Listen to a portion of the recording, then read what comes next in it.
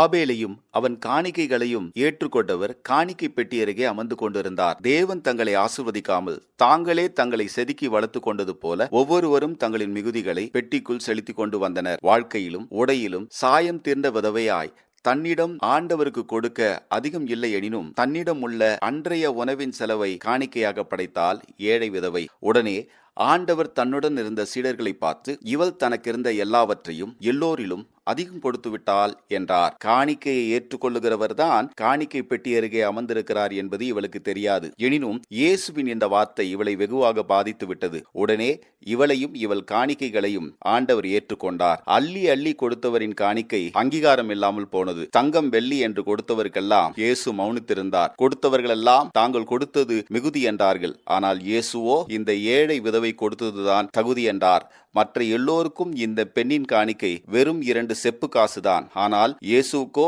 அது மிகுதி.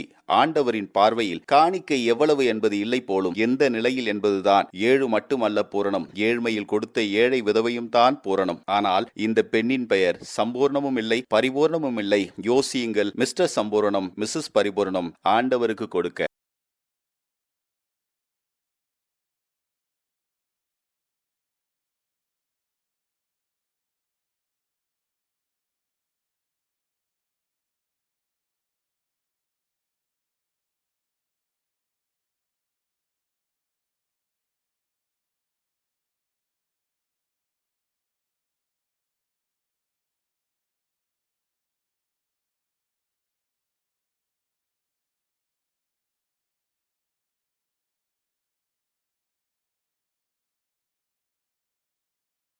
Created using Powtoon.